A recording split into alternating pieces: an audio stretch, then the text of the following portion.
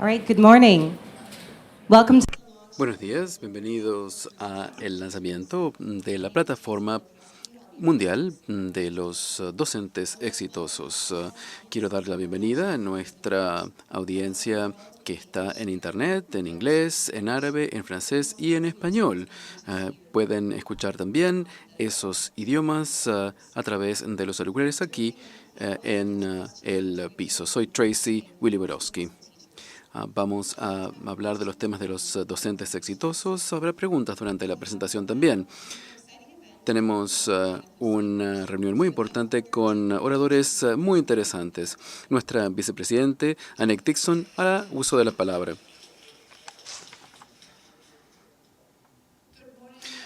Buenos días, buenas tardes, señoras, señores. Es un placer realmente estar aquí en esta reunión, particularmente por el lanzamiento de la plataforma mundial para los docentes exitosos.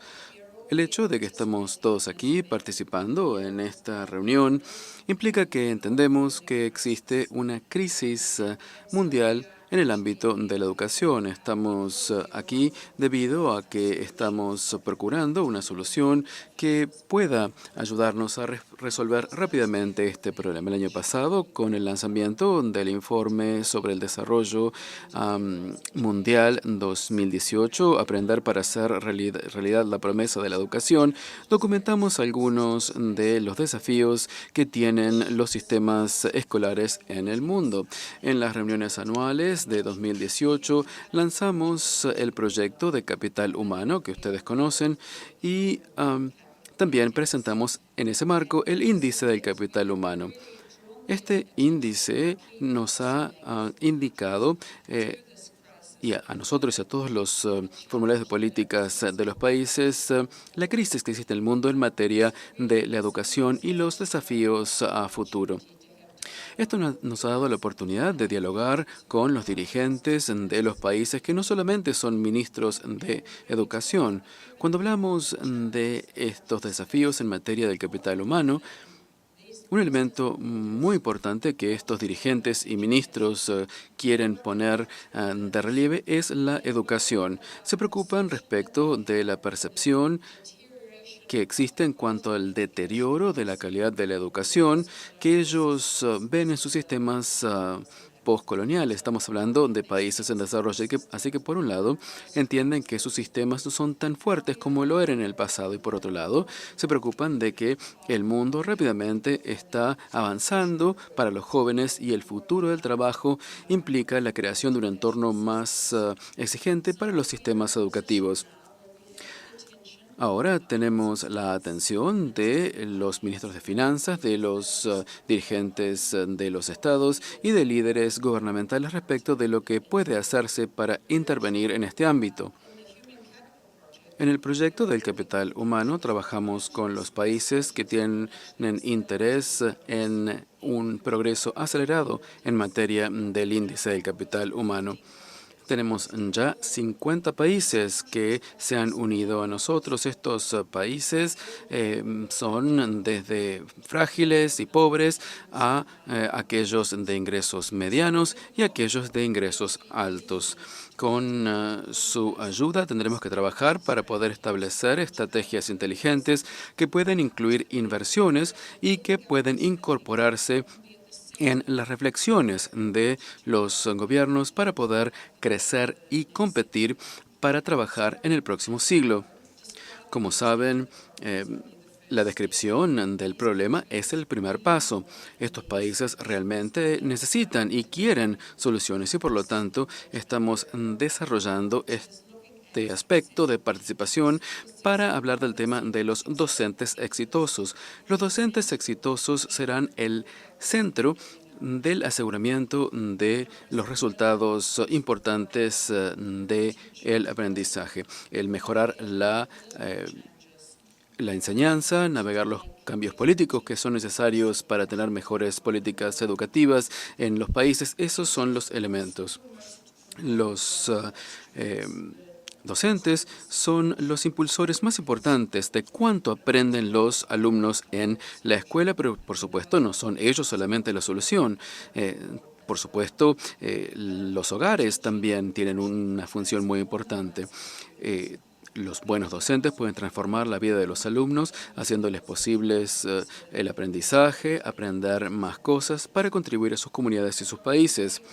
Cada vez la literatura nos indica más el papel fundamental que tienen las prácticas docentes para que el docente verifique el entendimiento, también fomente el pensamiento crítico y también explique la forma en que aprende el alumno. Los alumnos tienen necesidades, preferencias y también diferentes habilidades. Y, por supuesto, los hogares también tienen una función importante porque el interés por aprender comienza en los niños en los primeros años de edad. Pero para abordar este desafío, los docentes tienen que ser responsables de asegurarse de que todos los alumnos aprendan y participen. Y para eso necesitan el apoyo pedagógico necesario para asegurar el aprendizaje. Esto también es un desafío para los docentes en muchos países en desarrollo porque en muchos casos ellos mismos son producto de sistemas educativos del viejo estilo y no tienen buenos modelos y también acceso a la pedagogía moderna. La tecnología puede ser una herramienta excelente para mejorar el aprendizaje, pero solamente es complementaria a la tarea de facilitación del docente para que esta tarea sea más divertida y más efectiva. Todos los docentes deben ser ciudadanos digitales y deben tener también oportunidades y apoyo en materia de desarrollo profesional. Respondiendo a la necesidad de continuar desarrollando profesionalmente a los docentes, hemos desarrollado el sistema Teach, que es una herramienta de observación en el aula abierta diseñada para países de ingresos medios y bajos.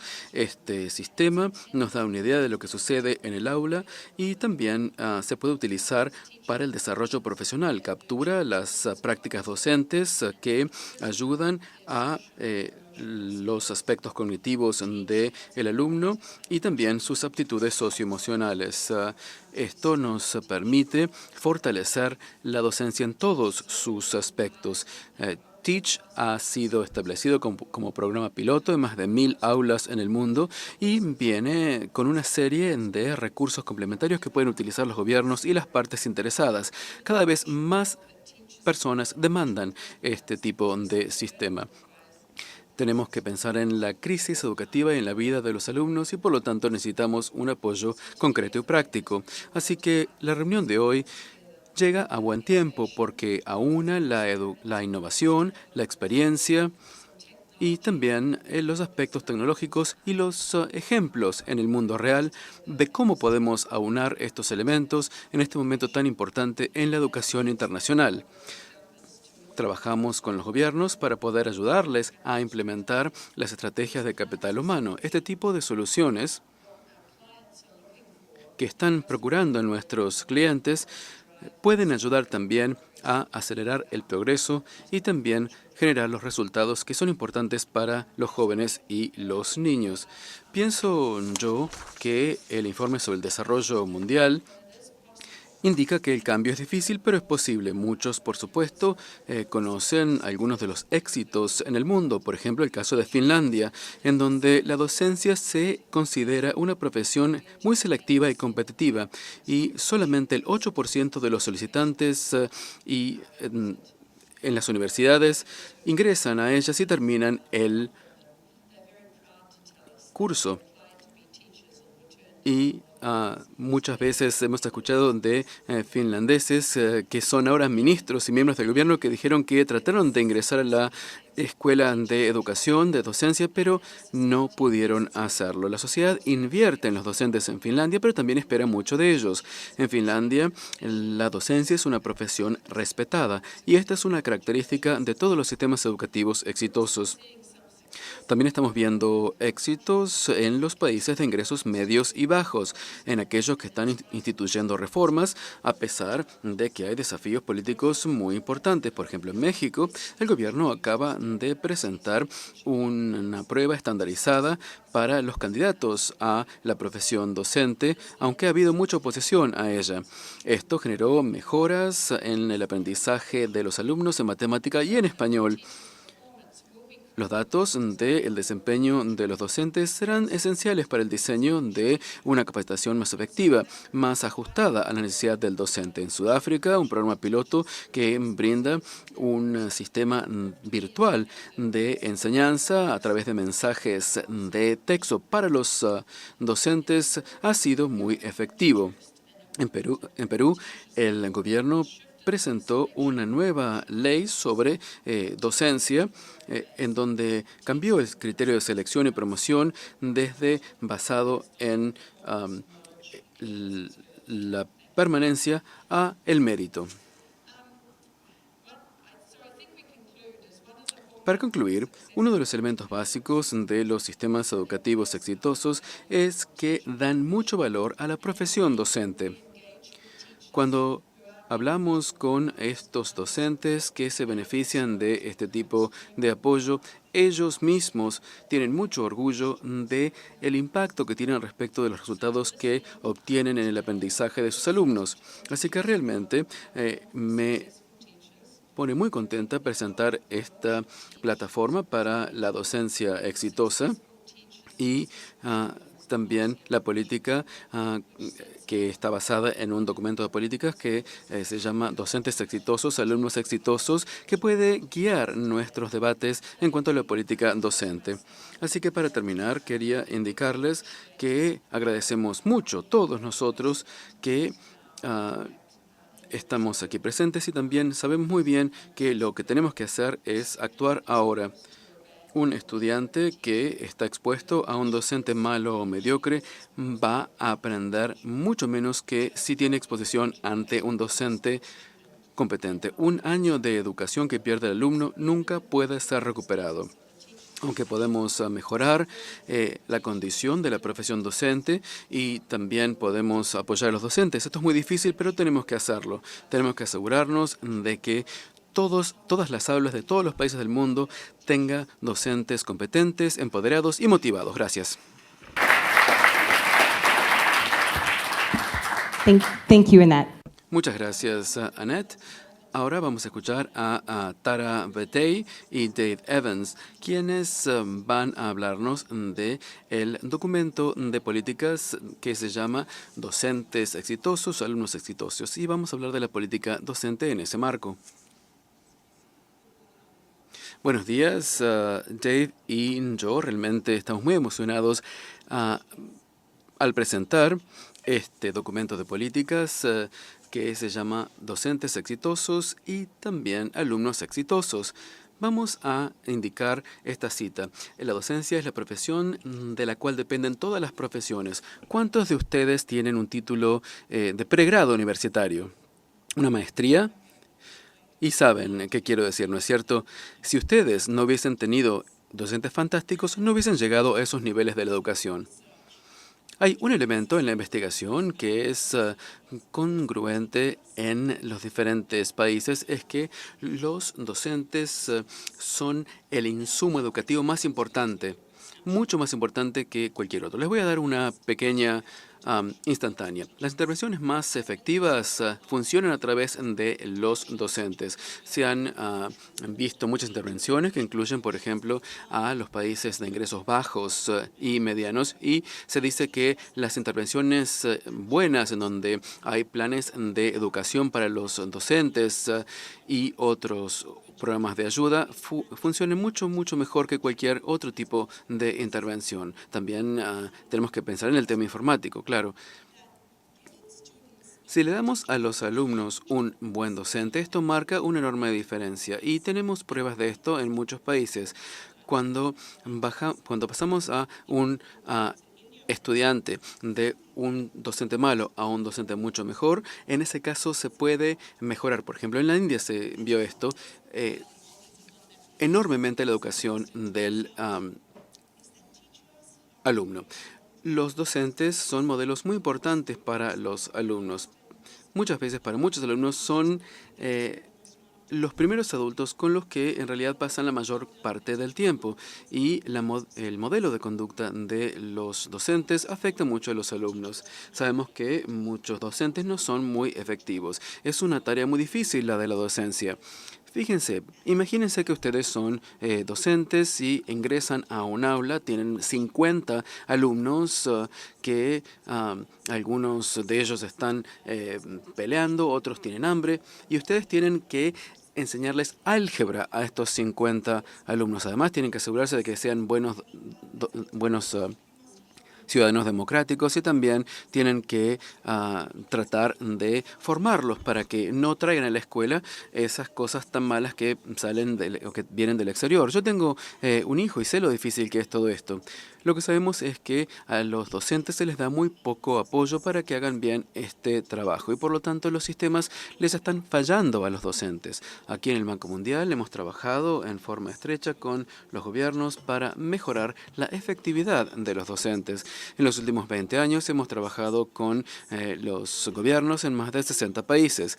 Lo que hemos aprendido de esta experiencia y de la literatura especializada en materia de la docencia y que Dave y yo hemos ingresado en estos 5 principios es lo que le planteamos aquí. Primero, hay que hacer atractiva la docencia. También hay que mejorar la educación previa a los servicios. También hay que tener una selección basada en los méritos. Hay que brindarle a los docentes buen desarrollo profesional y también buen liderazgo en la escuela. Y también hay que utilizar la tecnología en forma inteligente para poder aprovechar al máximo el sistema. Empecemos con el primer principio. Tiene 3 partes. Hay que mejorar la condición de la docencia. Sabemos que la docencia en las escuelas no es la labor más difícil.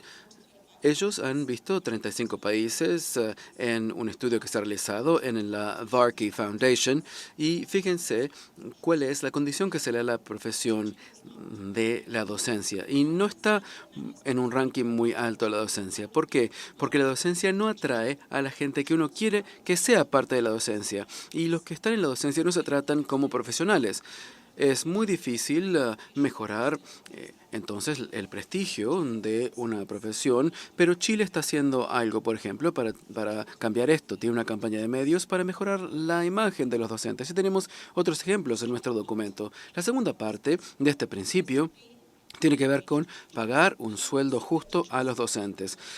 Nadie dice que el docente está allí para ganar dinero, pero si el docente no puede llegar a fin de mes, entonces no va a hacer un buen trabajo. Entonces se pierden costos de oportunidad y van a hacer estas personas que la docencia sea simplemente una profesión previa a lo que quieren hacer ellos. Así que en Japón, por ejemplo, y en Singapur, a los docentes se les paga casi lo mismo que a los ingenieros y a los abogados. Así que el tema del salario es muy importante. También hay una incertidumbre de recibir el pago en muchos países. Por ejemplo, en Laos, los docentes reciben sus salarios con un atraso del 70% y en la República Democrática del Congo solamente reciben los docentes el 60% de su salario. El tercer elemento de este primer principio es tener estructuras de progresión de carrera que sean muy importantes. La promoción en muchos países se basa en los años de experiencia y no en otros elementos que estén basados en el desempeño.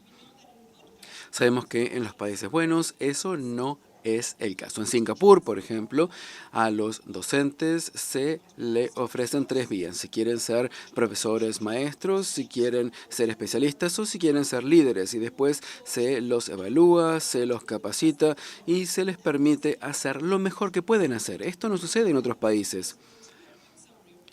Vamos a hacer un resumen del principio 1, es decir, hacer de la docencia una profesión que sea atractiva. Hay que pagarles un buen salario, hay que tener buena profesión, buen avance en la profesión y también hay que hacer la profesión interesante. El principio 2 tiene que asegurar la educación previa a los servicios. Tenemos que pensar que esto es muy importante. En India hay 8 millones de docentes. Pero para ingresar a la facultad de docencia no hace falta tener una base educativa particular. Eso tiene que cambiar. Sabemos que los países, como mencionaba Annette, como Finlandia, en donde menos del 10% de los candidatos pueden terminar la carrera docente. Hay que también incluir un componente práctico en el currículo de los docentes. Muchos de los docentes no han estado en el tipo de clases que deben generarse en las cuales se puede demostrar esto. Uno está como docente frente a 50 o más alumnos. Si uno ha tenido un día malo, o si uno no puede enseñar matemáticas, o si no puede dejar que los alumnos sigan hablando, entonces uno no puede irse y llamar a un colega para resolver el problema. No, ese problema tiene que ser resuelto por el docente en ese momento, en el aula. Dado que los programas educativos previos a los servicios no funcionan bien, no ayudan a los docentes. Y si uno, por ejemplo, es cirujano o si es futbolista, practica, practica y practica, ¿no es cierto? Entonces, ¿cuánto tiempo de práctica tienen los docentes antes de ingresar a la clase? Me parece que no tanto, ¿no es cierto? Y eso realmente nos abrió mucho los ojos. El tercer elemento de este principio tiene que ver con ayudar a los jóvenes que quieren iniciar su carrera docente a mejorar los déficits que tienen en su propio aprendizaje. No es solamente completar 12 años de educación o terminar el último año de la secundaria y con eso se termina todo. Me he quedado sin pantalla, pero con esto concluyo mi parte 2. Primero, hay que tener un sistema más selectivo para los candidatos a la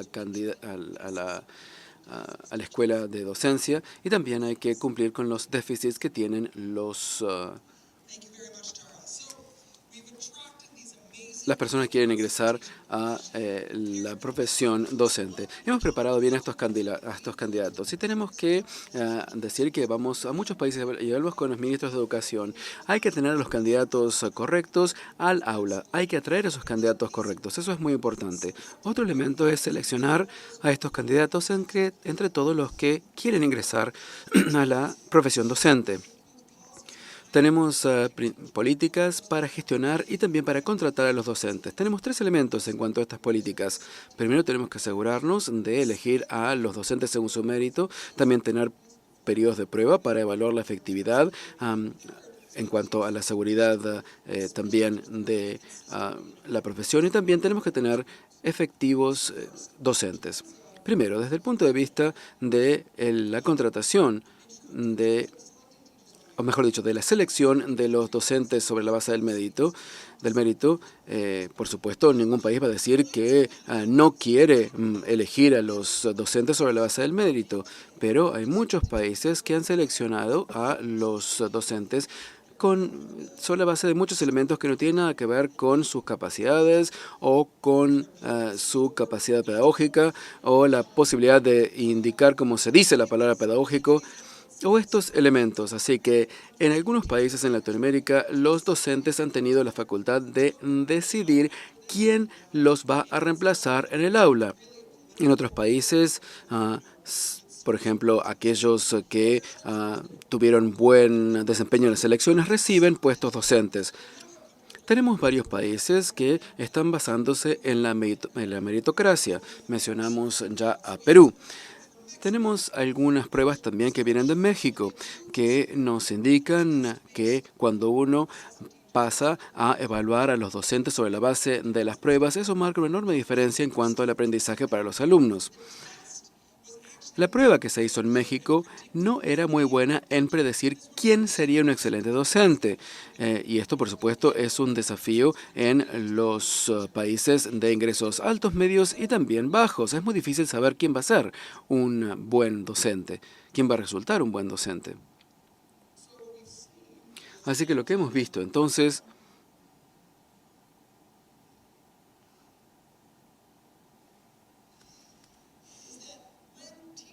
es que cuando se elegía a los docentes en forma de elementos basados en el mérito, entonces los candidatos muchas veces que no eran muy buenos, no se presentaban allí. Así que no se sabe quién va a ser un excelente docente del futuro, pero esto nos puede ayudar.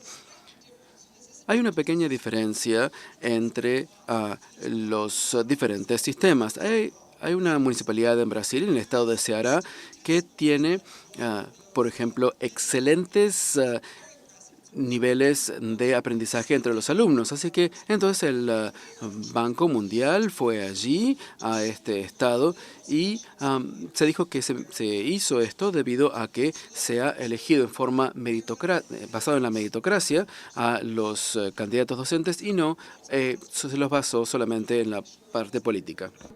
Luego hay que asegurarse de que los docentes estén realizando su trabajo de manera eficiencia directamente en la práctica. Entonces, hay que ver cómo se los puede evaluar y cómo pueden mejorar. Como no se puede saber por adelantado quién será un docente eficiente, es importante contar con sistemas en los primeros años para evaluar cómo son los maestros, cómo son los docentes, cómo pueden mejorar y asegurarnos de que estén al nivel buscado.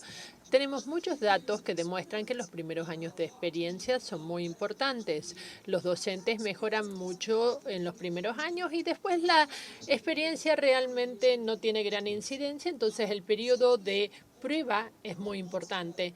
En segundo lugar, nadie quiere despedir a los docentes, pero es importante contar con sistemas para abordar el tema de los docentes que no mejoran. Entonces tenemos sistemas que evalúan la eficiencia de los docentes en el aula, que penalizan a los alumnos simplemente porque hay un grupo de alumnos que no tuvo un buen desempeño, pero una vez más tiene que ser parte del conjunto de herramientas. Principio 4. Una vez que hemos seleccionado a estos maestros y estamos realizando gestión de la carrera, hay que motivar a los docentes durante toda la carrera. 3. Ofrecer formación profesional a los docentes en el servicio que funcione, ofrecer las herramientas y sistemas eficaces. Se ha analizado la formación docente en muchos países y prácticamente todos los países tienen sistemas en los cuales los docentes van a un hotel o a una sala de un ministerio, se reúnen, hablan de cosas divertidas, luego vuelven al aula y siguen haciendo lo mismo de siempre. Y esto no es el fracaso de los docentes, pero sabemos que esa no es la manera en la cual aprenden las personas. En el Banco Mundial realizamos algunos análisis que determinan cuáles son los programas de formación en el servicio que se traducen en aprendizaje estudiantil y cómo se comparan con estos programas nacionales de formación. Y esto es lo que vimos en lo que hace a 3 factores. Las líneas azules son estos programas que en realidad tienen grandes mejoras en el aprendizaje docente, es decir, aquellos que tienen que ver con promoción y mejora de los docentes, como la mayoría de esto, la mitad de estos programas tienen esto y la mayoría a nivel nacional. Entonces, en segundo lugar, es fácil traer a los docentes a una sala y darles información, pero para que ellos cambien la práctica necesitan ayudarlos a implantar esa práctica. Esto cuesta más. Vemos aquí que hay programas con un alto desempeño que tienen más visitas de seguimiento y la mitad solamente los tiene a escala y los mejores programas sí lo tienen en mayor número. Luego, en tercer lugar, los docentes tienen que practicar con otros docentes lo que acaban de aprender. Una vez más, los programas de alto desempeño tienen mayor práctica. Los docentes aprenden con experiencia práctica a cambio de estos programas nacionales. Entonces, si nosotros queremos que los docentes mejoren, no podemos realizar solamente formación profesional, sino formación profesional fundada en principios que funcionen.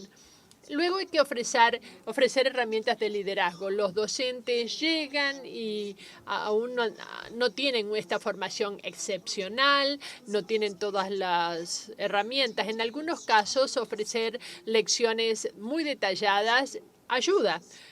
Este es un guión que ustedes pueden utilizar y hay una variación sobre cuánto tienen que respetar esto los docentes, pero estas guías docentes pueden ayudar a darles las bases para todo lo que sea números, alfabetismo. Y hemos revisado ya datos de decenas de países que muestran que estas guías para docentes pueden tener una mejora equivalente a medio año de aprendizaje. En segundo lugar, el liderazgo. Esta presentación es sobre docentes, pero todos hemos tenido buenos gerentes y muchos de nosotros malos gerentes, y nosotros sabemos cuánto esto incide en nuestra eficacia, y lo mismo se aplica a los docentes. Este gráfico nos muestra, sobre la base del estudio realizado por Bloom y colegas, cómo ha cambiado el desempeño docente sobre la base del liderazgo en las escuelas. Tenemos pruebas, está creciendo el conjunto de datos que tenemos, pero sí pueden mejorar los docentes, y en Brasil hemos visto que es importante seleccionar a los líderes sobre la base del mérito en lugar de fines políticos. La última parte de este apoyo a los docentes es responsabilizarlos. Ustedes tienen aquí a un economista en el Banco Mundial que les hable sobre los docentes, les habla de desempeño, pago, despido de docentes que no están desempeñándose al nivel buscado. Pero la trayectoria de los docentes en lo que hace al pago es realmente algo que no tiene una sola solución. En muchos casos tuvimos resultados independientes, pero como la responsabilidad profesional en realidad no se basa de la remuneración sobre la base del desempeño ni la amenaza del despido, sino todo un conjunto de elementos, como la observación de los supervisores, reconocimiento del éxito, observación de homólogos, la preparación profesional, la certificación. Estas son partes de este rompecabezas de la responsabilidad, y hemos visto sistemas aquí en Washington, D.C., en otro trabajo que se ha realizado en Chile, que muestran que la responsabilización integral puede ayudar a los docentes a ser los mejores profesionales que se merecen ser. Entonces, un principio transversal es la tecnología. Atraer a los docentes de manera eficiente, prepararlos, contratarlos, gestionarlos de manera eficiente. Todo esto está incidido por la tecnología. No es la solución mágica, pero hemos visto después de una y otro caso es que la tecnología funciona mejor cuando complementa el trabajo de los docentes y no cuando los reemplaza. He escuchado una y otra conversación con los ministros de educación que dicen, mi Dios, ¿por qué no les damos unas computadoras y esperemos que sea lo mejor que se pueda hacer? Pero casi nunca funciona. La tecnología puede ayudar a los docentes, no puede ayudar a los docentes a ser más eficientes en términos pedagógicos. Entonces, ¿qué funciona?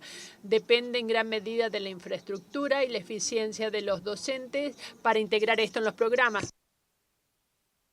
Y también las soluciones a escala en el contexto. Hay que recordar que la tecnología no solucionará los problemas del sistema educativo, solucionará los problemas individuales dentro del sistema educativo. Entonces, cuando pensamos en la tecnología y la educación, hay que pensar cuál es el problema específico que estamos tratando de solucionar y cuáles son los pasos que nos llevarán a ese punto de solución. Entonces, hay una selección meritocrática, hay una formación de alto nivel, el uso de tecnología inteligente y también mejorar la educación preescolar. Muchas gracias. Thank you, Tara and Dave. Muchas gracias, Taryn y Dave. Ahora me gustaría presentar al señor Molina, quien va a presentar Teach, esta herramienta que se está utilizando en países de bajos ingresos para la observación docente. Gracias.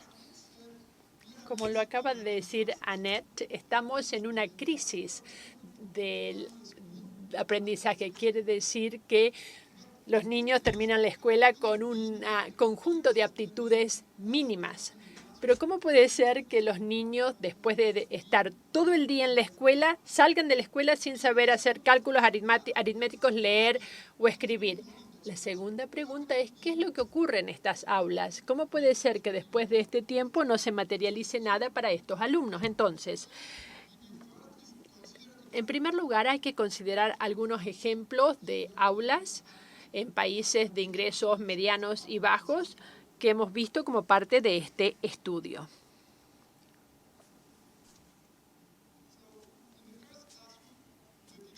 En el primer aula tenemos a los alumnos que repiten el objetivo de la lección y le piden a un alumno que repita el objetivo, por favor repítalo, y luego se le pregunta al siguiente alumno, por favor, ¿podría usted repetir cuál es el objetivo? Luego pasa al tercer alumno. El tercer alumno repite el objetivo de la lección según se le pidió. El cuarto, el quinto, el sexto, el octavo. Repiten el mismo párrafo y así se desperdiciaron 10 minutos de la lección. En el segundo ejemplo, el maestro llega 20 minutos tarde a la clase. Allí los alumnos no tienen nada para hacer. Cuando llega, el maestro le pide a un alumno que venga a solucionar un problema a la pizarra. Va el alumno, tiene cierto problema, tiene ciertos inconvenientes para solucionar el problema. El docente le pide que regrese a su asiento y le pide a otro que lo haga. En el tercer caso, el docente, después de haber enseñado división simple, le pide a un alumno que solucione cuál es la solución de 4 por 2. Le da unos minutos, el docente está sentado tratando de corregir los exámenes y luego pide voluntarios para que vayan a la pizarra, hacen el problema, lo solucionan correctamente, todos están contentos y ahí termina. Y luego borra el docente la solución del problema y le pide a otro alumno que vaya a la pizarra y que solucione exactamente el mismo ejercicio. Y luego el docente vuelve a borrar el resultado y le pide a otro alumno que haga exactamente el mismo ejercicio.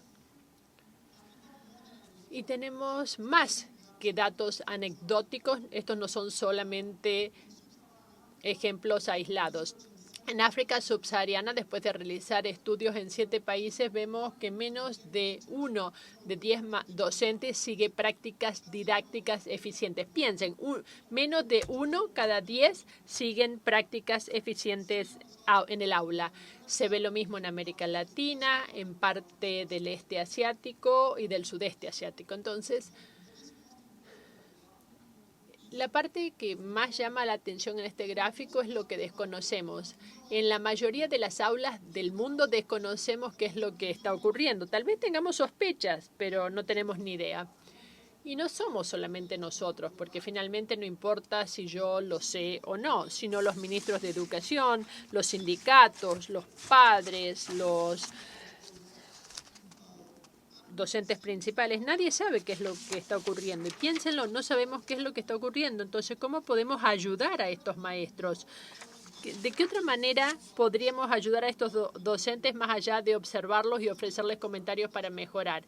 El ejemplo que les mostré, los ejemplos anteriores no son solamente docentes buenos o malos, son docentes que están tratando de hacer lo mejor que pueden con lo que tienen. El problema es que hemos hablado sobre cómo le hemos fallado a los alumnos, pero también a los docentes, dado que no les hemos dado la preparación inicial que necesitan, así como la formación adicional para ser docentes excelentes en el aula, para cambiar el curso de las vidas de estos chicos. Por ello, dado que nosotros creemos que el primer paso para modificar esto es modificar lo que ocurre en el aula, podemos personalizar la formación docente, así como a través de esta herramienta Teach. ¿Qué es Teach? Es una solución para aulas primarias del 1º al 6º grado.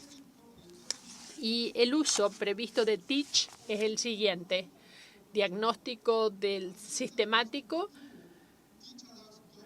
para permitir a los gobiernos medir la eficiencia de las políticas para mejorar las prácticas docentes. Y como herramienta de formación profesional, Teach permite a los gobiernos identificar las fortalezas y las debilidades de los docentes. Pero ¿por qué estamos tan felices con este lanzamiento hoy? Porque Teach tiene algunas características singulares que nos llenan de orgullo. En primer lugar, Teach mide el tiempo dedicado a cada tarea, así como la calidad de las prácticas docentes, todo con una sola herramienta. En segundo lugar, las prácticas aquí descritas permiten trabajar con las aptitudes socioemocionales y cognitivas del alumno. En tercer lugar, está creado para países de ingresos medianos y bajos, es algo que se puede adaptar. Y finalmente, es una herramienta gratuita y está disponible en inglés, francés, español y portugués. Y hay 3 equipos hoy aquí, uno que lo está traduciendo a suajili, otro al árabe y otro que lo traducirá al búlgaro.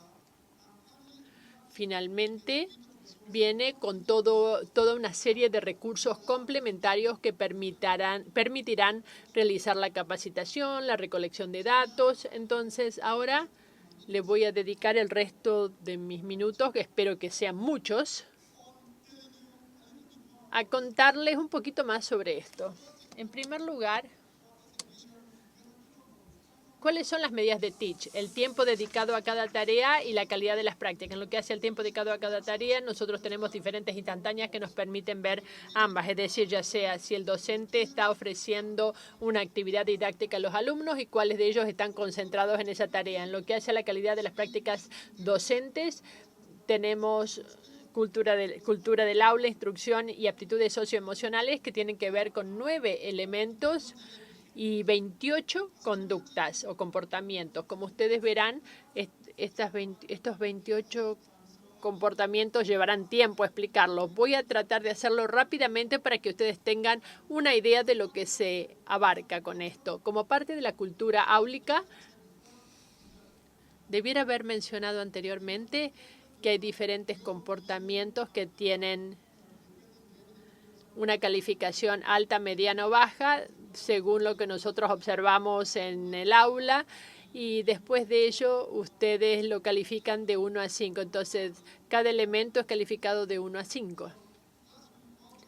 La cultura áulica mide si la cultura que crea el docente favorece el aprendizaje. Esto quiere decir, por ejemplo, si hay respeto, si se responde a las necesidades de los docentes, si se va más allá de estereotipos de género, y luego si se satisfacen las expectativas y si se concentran en lo que el alumno debería hacer, pero no en lo que no debería hacer. En lo que hace a instrucción, mide si la instrucción abre o amplía el entendimiento del alumno y lleva también a formar aptitudes críticas. No tengo tiempo para abordar cada uno de estos elementos, pero quiero que ustedes tengan una mejor idea de lo que se hace con esto. En lo que hace entendimiento, tenemos 3 comportamientos para los que quieren entender por qué es importante. Las verificaciones del entendimiento son de lo más importantes, porque si el docente simplemente dicta el curso y no ve si ha entendido o no el alumno, no tiene sentido.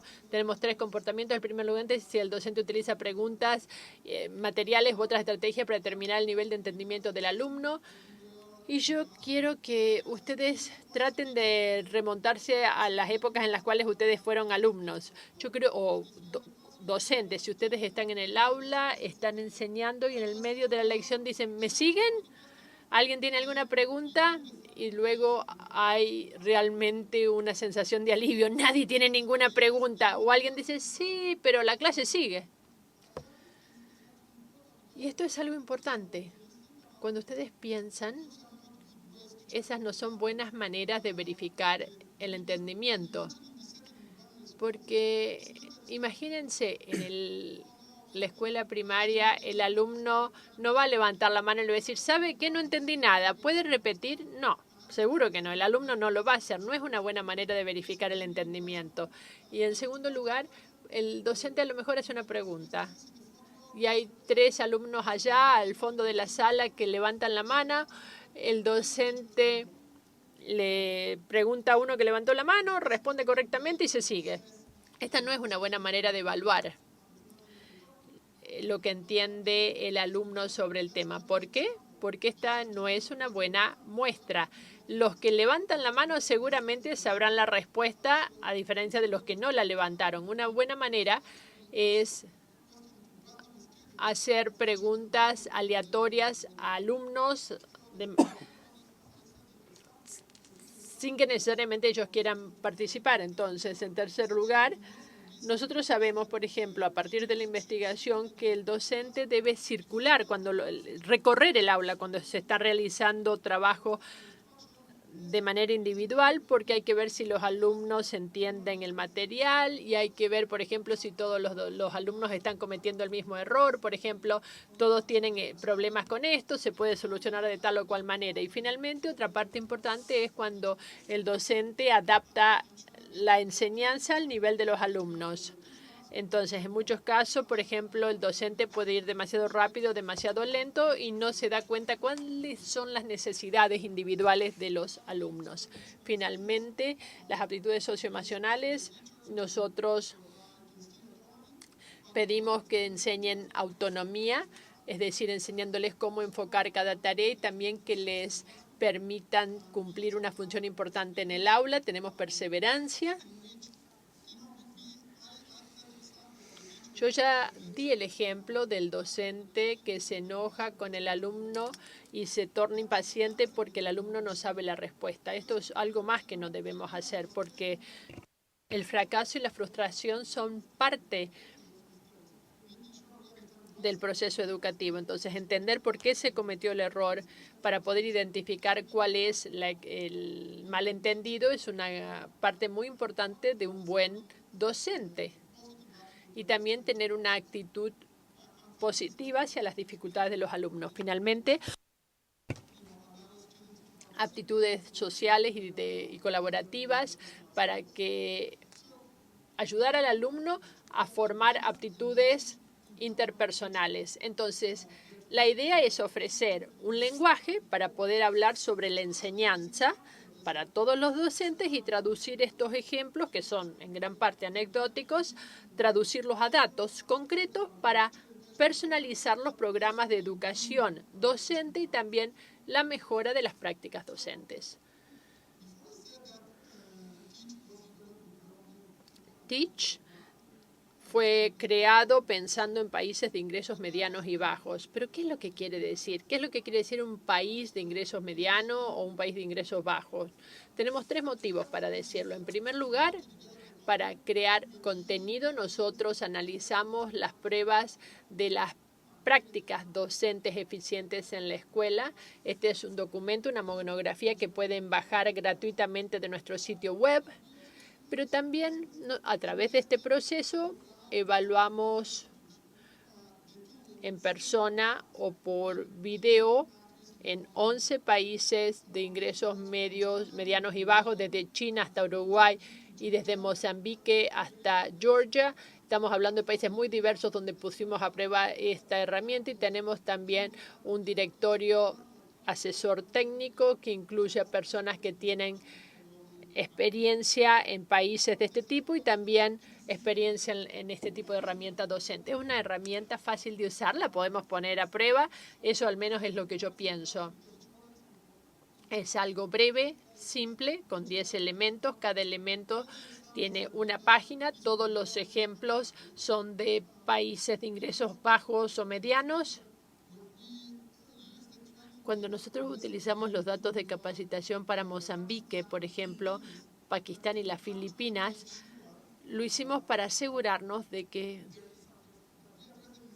abordemos el malentendido y adaptemos la herramienta de manera que fuese más fácil de entender. Y finalmente tenemos preguntas frecuentes que armonizan la interpretación del manual. Por ejemplo, ¿qué es lo que quiero decir con congruencia? Nos aseguramos de que todos entiendan lo mismo con este modelo y finalmente es adaptable. ¿Qué es lo que quiere decir?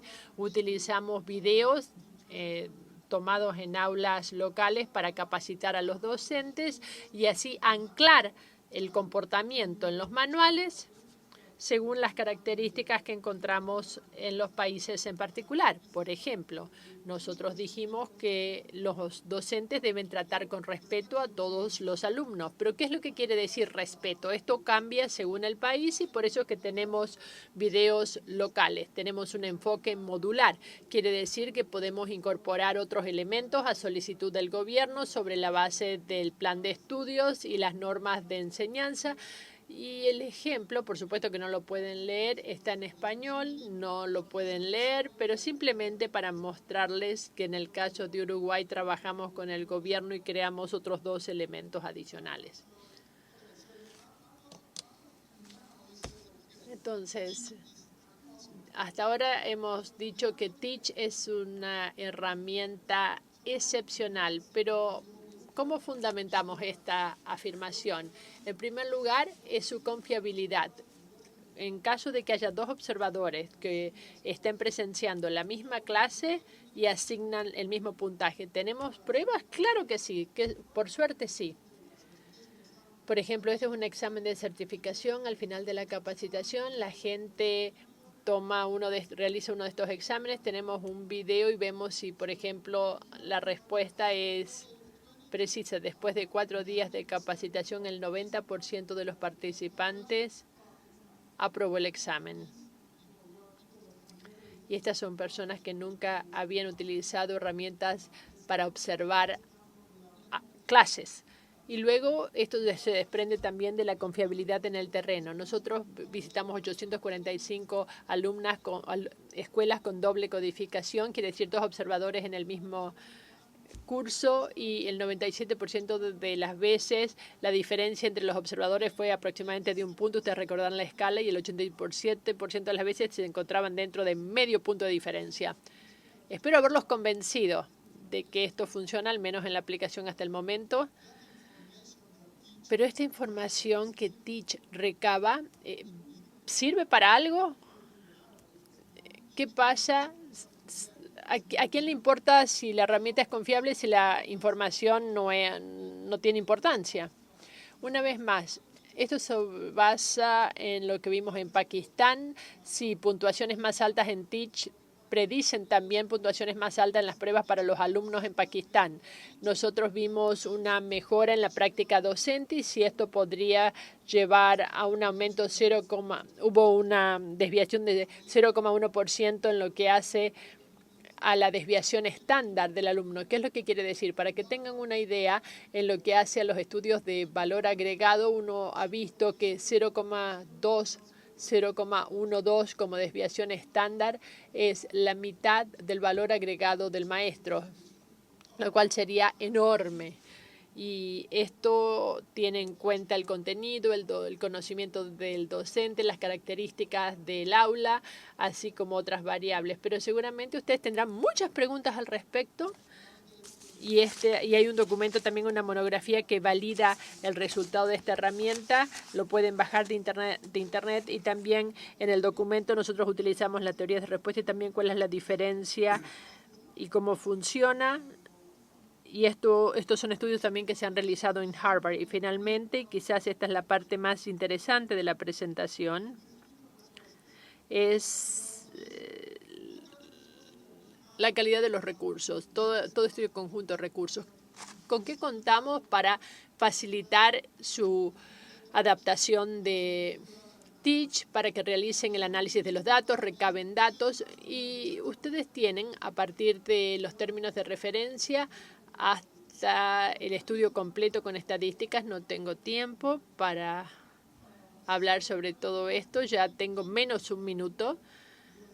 Les voy a contar sobre algo que tal vez sea de interés y ustedes pueden analizar después de la presentación y después del panel, y allí podrán estudiar aquí todos los recursos que tienen en el sitio web.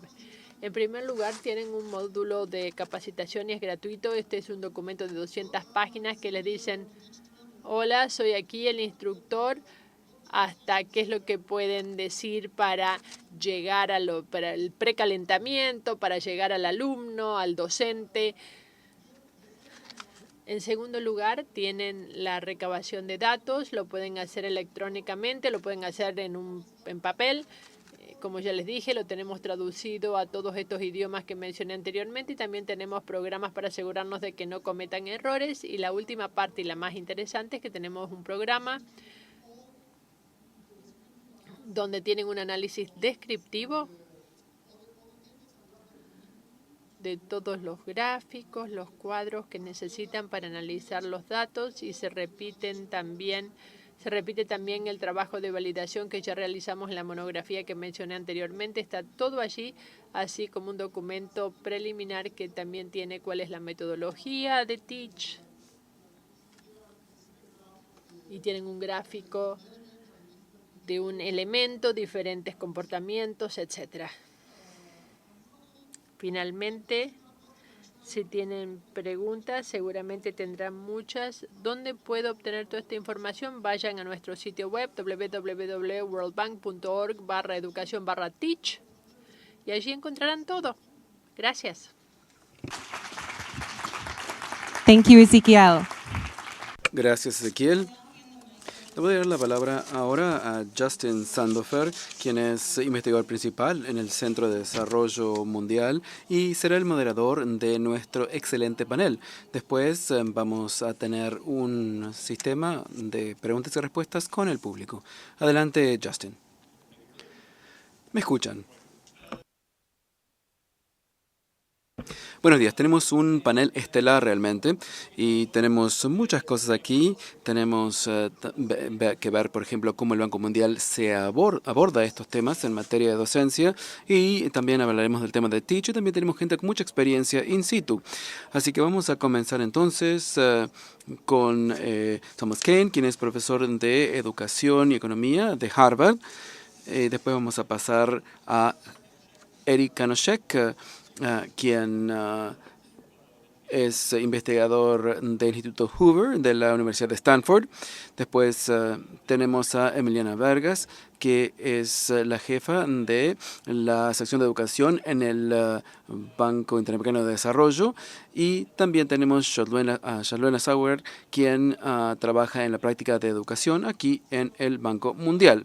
Así que, bueno, vamos a comenzar entonces. Vamos a comenzar con Rick. Has hecho mucho trabajo, Rick, respecto de por qué este tema es muy importante. ¿Cuáles son los resultados que recibimos como retorno de nuestra inversión en cuanto al desarrollo económico y también en cuanto a la parte docente? También usted ha hecho trabajo de investigación en cuanto al valor de la enseñanza inteligente. Eso tiene que ver con el tema que tratamos el día de hoy. ¿Cuáles son tus resultados y cuáles son tus reacciones a la presentación del día de hoy? Primero que nada, quiero felicitar a los presentadores y a aquellos que han elaborado estos materiales. Es muy raro que yo vaya a ver documentos como este con investigación y no presente ninguna queja. Pero estos documentos, creo yo, son realmente excepcionales en cuanto al análisis que realizan de lo que ya sabemos y también en cuanto a la claridad de la forma en que tenemos que reflexionar en cuanto a estos elementos. Así que quiero entonces felicitarlos a todos los que participaron en su elaboración. He estado pensando mucho respecto de cuáles son los beneficios en cuanto a las aptitudes que se pueden obtener entre los diferentes países. A excepción de este público aquí presente en esta sala, nunca veo yo posibilidades de subestimación de la gente en cuanto a la mejora del aprendizaje en el aula. Eso siempre se subestima. Cuando pensamos en los índices nacionales de crecimiento y también el aprendizaje a nivel individual, pienso yo que la escolarización es el tema más importante que debe ser objeto del debate en cuanto a cómo se desarrolla el ámbito de la escolarización. Tenemos muchas veces tantos elementos que son tantos que aun si uno dijera, bueno, veamos la mitad de esos elementos, la gente no creería todo lo que se necesita. Así que realmente Jaime me envió este documento, el documento de Teach y sus contenidos, claro. Y me di cuenta que la investigación se estaba poniendo realmente en la práctica aquí.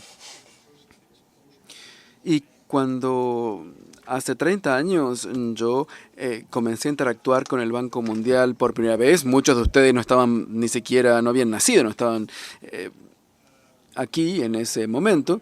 Bueno, cuando comencé a interactuar con el Banco Mundial, me sorprendía muchísimo la certidumbre que tenía la gente del Banco Mundial respecto de lo que tenía que hacer en los diferentes países.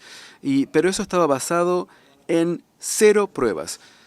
En 0 datos empíricos. Entonces, cuando la gente tiene una idea y decide que, bueno, esa es la respuesta, muchas veces avanza con eso.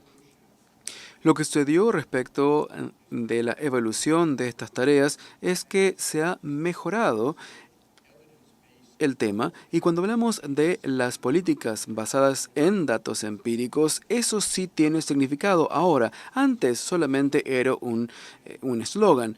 Ahora sí eso tiene significado. Cuando llegamos a trabajar a nivel del aula, eso realmente es excepcional.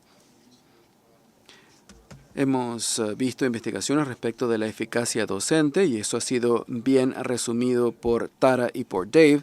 Bueno, esos elementos son elementos realmente esenciales en cuanto a la efectividad docente, claro, pero por supuesto esto varía en las diferentes aulas, claro.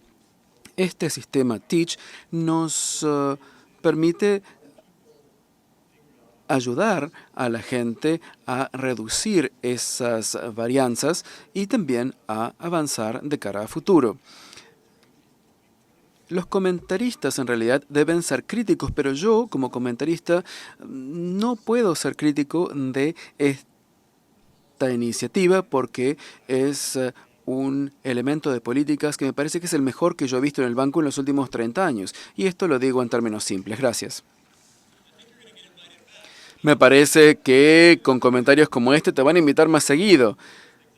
Bien, sigamos adelante. Vamos a ver si escuchamos otros comentarios distintos dentro de un momento.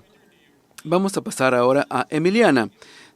En la presentación se dieron varios ejemplos respecto de las reformas que tienen lugar en América Latina. Hay muchos desafíos, claro, y en el BID muchos de sus colegas han hablado de mejorar la docencia y atraer a gente más capaz al ámbito docente. Sé que has trabajado en este problema. Los países de Latinoamérica están tratando de entonces mejorar esto. ¿Qué funciona y qué no funciona en el ámbito de América Latina? Muy bien, muchas gracias. Gracias. Quiero secundar lo que dijo Rick en cuanto al trabajo realizado y a las presentaciones. Es muy difícil ser crítico de algo que está tan bien hecho y tan basado en datos empíricos y realmente la idea es mejorar el aprendizaje y la docencia. Espero que los colegas del BID, que ya han participado en el mecanismo de capacitación, puedan también hacer disponible este sistema en América Latina. Tenemos un gran desafío que es mejorar la condición de la profesión docente, atraer, capacitar y motivar a docentes efectivos. Mi colega Diana, Greg Delacqua, Mariana Afonso acaban de terminar un libro respecto de estos temas. Hemos estudiado muchas de las reformas realizadas en América Latina, incluso las que hizo Jaime en Perú. Tenemos que pensar en introducir estas reformas y también mantenerlas vigentes en el tiempo. Me parece que las reformas de México tienen elementos salientes. Estas reformas ahora con el nuevo gobierno quizá puedan llegar a ser eliminadas. Existe ese riesgo. El Instituto Independiente de Evaluación de México está cerrándose y básicamente todo ese esfuerzo para generar una profesión meritocrática de la docencia, eso está sufriendo ahora. Así que los estándares no eran demasiado buenos, pero se estaba avanzando en la dirección correcta y esto está siendo ahora amenazado. Me parece que la generación de coaliciones, no solamente de coaliciones de formuladores de políticas iluminados, sino también de coaliciones que nos brinden apoyo entre diferentes actores, eso realmente es algo muy importante. Nosotros en América Latina a veces avanzamos 3 pasos y retrocedemos 4. Así que en Argentina, por ejemplo, aún hoy, cuando estábamos presentando el libro, se estaba hablando de los 5 países más importantes de la región que están tratando de establecer procesos de selección basados en la meritocracia y también procesos de promoción basados en la evaluación. Pero cuando hablamos nosotros con los institutos docentes de ese país, les parece que, por ejemplo, es una idea sumamente liberal. Esto impone un desafío. Las herramientas como esta le pueden brindar apoyo a los docentes y me parece que antes no nos hemos concentrado en lo que sucede en el aula y el trabajo colectivo. Me parece que esto realmente va a cambiar mucho las cosas. Teach va a cambiar mucho las cosas. para ver cómo es que el docente recibe o no el apoyo. Esa energía a veces se canalizaba en contra de los datos y en contra de la evaluación, pero ahora se establece desde un punto de vista más productivo. Muchas gracias. Vamos a pasar ahora a Elena. Y Elena trabajó en Uganda, entre muchos otros lugares y muchos otros elementos que desempeñó. Trabajas en el ámbito de la educación aquí en el Banco Mundial y se habla mucho de los temas que ha señalado Emiliana en América Latina, por ejemplo, mejorar la condición de la profesión docente y yo también podría hacer referencia a trabajos que has escrito tú misma y cosas que yo he visto en África en cuanto al tema de el ausentismo y también en trabajar en torno a los docentes. ¿Por qué piensas entonces que la situación es como es?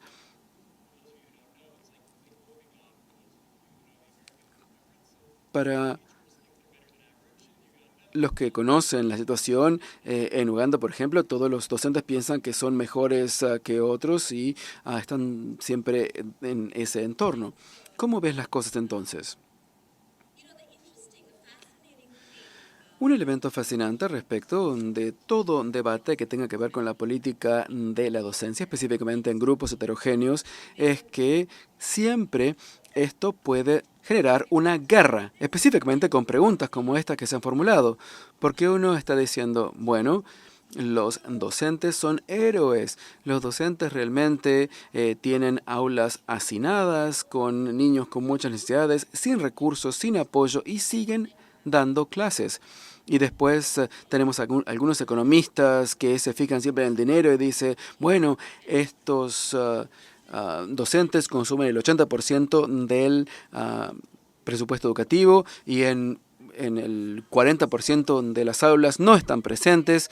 Y entonces aquí la cosa se complica muchísimo para los inocentes, como yo, por ejemplo.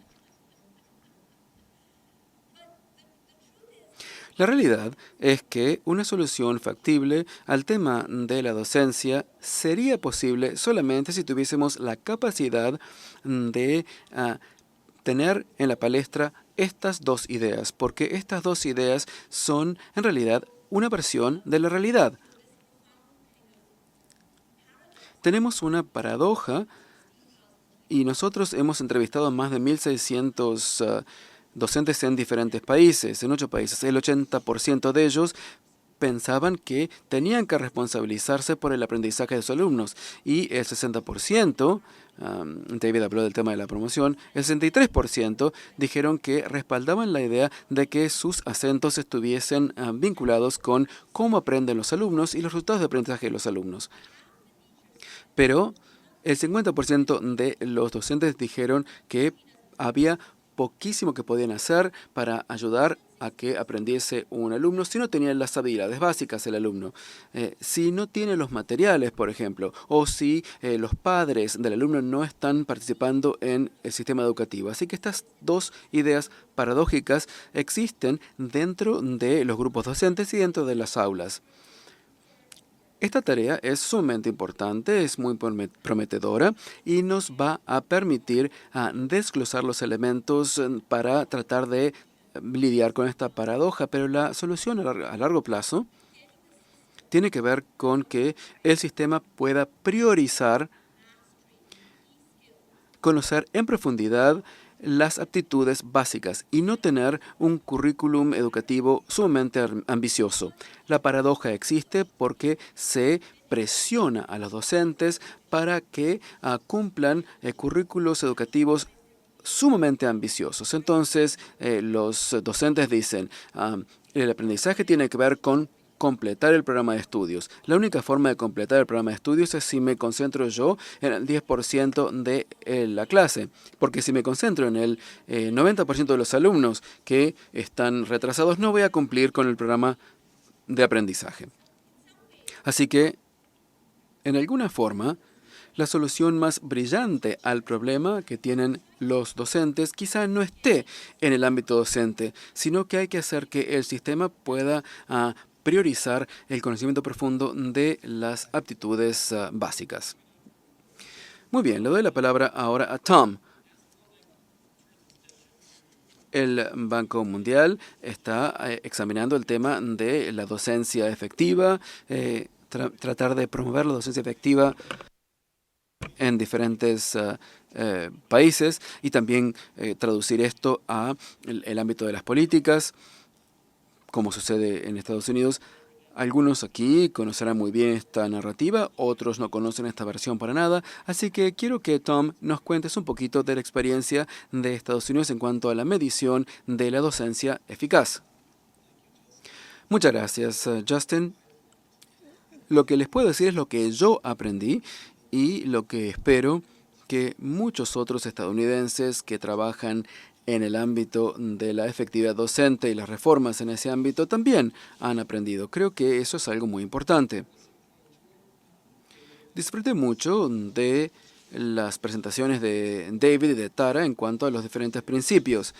Se trata de una visión muy ambiciosa para un cambio en las políticas en cuanto a la efectividad docente, pero me imagino que muchos se preguntan por dónde comenzar, cuál es el punto de partida. Quería yo resaltar 3 elementos que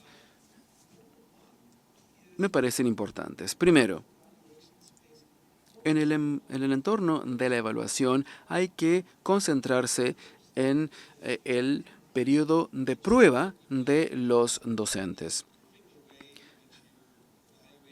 Hay que evaluar y justamente dar buena retroalimentación a los docentes que están en el periodo de prueba antes de pasar a los docentes ya establecidos. Un error que cometimos aquí en Estados Unidos es que esperábamos que los estados tuviesen mejores enfoques a la evaluación docente en todo el cuerpo docente. Dada la cantidad de docentes que hay y también las presiones políticas, estábamos con un fracaso garantizado, estábamos ante un fracaso garantizado y esta es una carga muy fuerte. Así que cuando comenzamos con los docentes que están en el periodo de prueba, eso es bueno. Dependiendo de los elementos demográficos de la fuerza docente o del cuerpo docente, en un curso de 5 o 10 años uno pueda llegar a la mayoría de los docentes, claro, en vez de solamente concentrarse en el desafío político que implica trabajar solamente con los profesores que tienen puestos permanentes o que tienen más experiencia. El segundo aspecto que me parece importante y debe mencionarse, porque ha sido un elemento importante en este resurgimiento de las políticas de efectividad docente aquí en Estados Unidos, y aunque no se ha mencionado aquí, me parece de importancia esencial. Bueno, es importante, decía, tener un testeo anual en los grados consecutivos. Si vamos a estar midiendo la efectividad de los docentes, y no estoy hablando solamente de que esto sea útil a efectos de la rendición de cuentas, claro, esto sí es importante también, pero hay que saber en dónde comenzó el alumno al inicio del año y qué progreso hizo hasta el fin de año. Esto es un elemento esencial para poder fundamentar la evaluación de los docentes en la etapa de prueba. Aparte, decía, del tema de la rendición de cuentas, tener esta prueba anual dentro de un cierto rango de grados, por ejemplo, el grado 3 a 8, midiendo los beneficios también en los grados 4 a 8, estos elementos son esenciales para muchas cosas. Por ejemplo, pensamos que estamos tratando de mejorar los programas de capacitación docente en un país. Bueno, nadie debería hacer esto a gran escala. Primero hay que tener un piloto, claro, pero si uno cuenta con los datos anuales, uno podría ver cuáles son los beneficios obtenidos en cuanto a los logros de los docentes en un programa determinado, porque si no, uno haría enormes errores, cometería enormes errores porque está aumentando programas que quizá no debería estar aumentando. Nos parece que el tema de las pruebas y los tests son importantes para avanzar y realizar progresos. Es decir, tener entonces pruebas anuales en grados consecutivos, me parece que esto puede redundar en beneficios a futuro. Un tercer ámbito que debe enfatizarse, y David y Tara hablaron de la importancia de mejorar la condición de la profesión, y por supuesto, claro, los sueldos son una parte muy importante de ese debate. Como saben todos, el aumento de los salarios es algo muy costoso. Es un desafío muy importante, sobre todo durante el momento de la transición, porque hay muchas personas que ya comenzaron a trabajar cuando la docencia no tenía una condición profesional muy alta, y si uno da un aumento de salario, esas personas que quizá no son tan buenas se quedarían en la docencia. Debido a lo que hemos visto, los docentes en los primeros años tienen un excelente desempeño y después llegan a una especie de línea plana. Así que en el periodo posterior a la prueba, o al periodo de prueba, y en los 5 o 6 años posteriores, vemos que hay un estancamiento de los salarios. Y en general, los aumentos de los salarios se le dan a las personas que se inician en la carrera docente.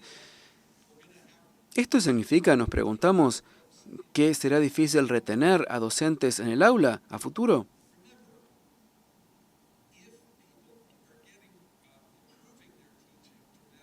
Si en los primeros años los docentes mejoran su didáctica en forma profunda, pero después se estancan a futuro, entonces en ese periodo de 6 u 8 años del inicio de la carrera, en vez de tratar de competir en mantenerlos en la carrera docente para que no se vayan a otra carrera, en general lo que se hace es pensar en que se puede mejorar la productividad. En la docencia, eso a veces no se ve. Entonces, tenemos que explotar el hecho de que la docencia podría transformarse en una profesión más competitiva para aquellos que tienen el mejor desempeño al inicio de sus carreras.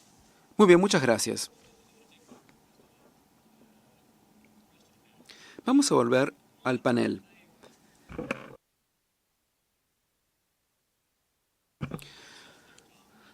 Tom enfatizó un elemento que es necesario tener datos para poder mejorar la efectividad docente. Quizá Emiliana pueda hablar de la mejora en esos datos y también en las pruebas que se hacen en estos grados consecutivos, 3 a 6, 4 a 8, etc. Así que sabemos que estamos muy lejos de estos objetivos. Por ejemplo, las pruebas anuales para cualquier grado, o me parece que esto es básicamente una ambición. Entonces, ¿en dónde nos quedamos nosotros para mejorar sistemáticamente la calidad docente? Bien, seguramente otros van a complementar mis comentarios, pero comenzaré yo. En América Latina, como dijo Tom, bueno, comenzamos a trabajar con todas estas tareas cuando tuvimos mejores datos, cuando comenzamos a estudiar la efectividad de los docentes. Eso implicó datos. Un país en la región que ha tenido excelentes datos durante mucho tiempo ha sido Chile. Los sistemas educativos y la investigación educativa en Chile genera también un cuerpo de análisis muy importante. Otros países, sin embargo, lo han seguido a Chile, y este tema, claro, es un tema político. Se transforma en un tema político cuando se utiliza específicamente no para el tema de mejor docente, sino a efectos de rendición de cuentas. Dos elementos aquí. Hay muchos países que han desarrollado sistemas de evaluación que no piensan en utilizar los sistemas de evaluación para mejorar, sino simplemente para tomar pulso al sistema, o en otros casos, como en el caso de Uruguay, no se toman muchas decisiones de política sobre la base de esa información. Y en general lo que hacen es evaluaciones basadas en muestreos. Así que es difícil intervenir con esos datos a nivel micro, a nivel de docente o de nivel de alumno. Tenemos países como Colombia que han invertido mucho en las pruebas y los censos durante muchos años, pero después cambia el gobierno y se corta el programa y entonces las cosas no siguen adelante. Por ejemplo, ahora se está pensando en Colombia en ir a sistemas de prueba no basado en censos, sino basado en otros elementos. Así que me gustaría escuchar los comentarios de otros panelistas al respecto. Por supuesto, es muy caro generar y realizar evaluaciones de alto nivel. Nosotros trabajamos con países de ingresos bajos y medios, pero nos tenemos que preguntar, ¿cuál es el costo de no hacerlo? Y sé que Rick tiene bastantes ideas al respecto. Rick, puede hacer comentarios, ¿no es cierto? Insto a todo el mundo a que lea el informe sobre el desarrollo de 2018. Yo he visto un debate basado en datos empíricos en donde se indica que hay que hacer más pruebas en este ámbito y no menos pruebas. Creo que hay que ir a un sistema que nos brinde más pruebas y más evaluación. Como dijo Emiliana, hay múltiples usos de la información que surge de las pruebas. Muchas veces esta información se aúna, pero si vemos a los países más desarrollados, veremos que el uso de las pruebas estandarizadas para comparar a las escuelas y brindar información respecto a las escuelas es uno de los pocos elementos que conocemos que nos lleva a tener calificaciones PISA más altas en matemáticas o en lectocomprensión. Entonces, presentar esto de alguna forma es importante. Creo que muchos de los países de ingresos medios y bajos no saben cuán lejos están ellos de la media de los países de la OCDE. Así que si uno va a estos países y les pregunta cómo están los alumnos en el ámbito de estos países, dicen, no, los alumnos están excelentes, van muy bien, pero en realidad están muy, muy por debajo de la media de los países de la OCDE. Ahora tenemos una producción muy globalizada, entonces tenemos que pensar que estos son países competidores. No es que Kenia está compitiendo con Tanzania. Kenia está compitiendo con el resto del mundo, porque el mundo está globalizado. El uso de las pruebas anuales, claro, es algo que yo apruebo desde muchos puntos de vista. ¿Cómo se presenta esto? Esa es la cuestión real. Tengo reacciones heterogéneas al respecto. Porque, por ejemplo, si tenemos una prueba que nos permite la evaluación de personas individuales, bueno, eso me parece que se transformaría en un tema político. Así que, de alguna forma, creo que un testeo a gran escala es esencial. Se puede comenzar entonces con una prueba a nivel anual, pero eso es un tema político que depende de cada uno de los países, claro, pero creo yo que es esencial a efectos de la investigación, como mencionó Tom, que si uno quiere entender cómo operan los programas y las políticas, es esencial contar con un sistema de pruebas anuales. Hay que comenzar, por ejemplo, con un muestreo a efectos de la evaluación y de la investigación. Pero ahora estamos hablando ya de las cuestiones políticas de los países en desarrollo y me parece que eso no es lo que tenemos que hacer aquí. Tom.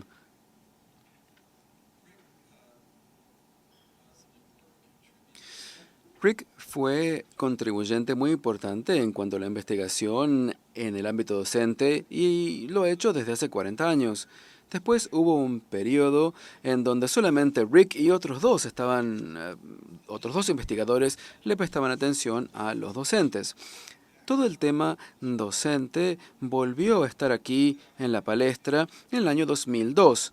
¿Y qué pasó entonces en 2002? Uno se preguntaría. Bueno, ese fue el año en donde se sancionó la ley de ningún niño quedará atrás, No Child Left Behind.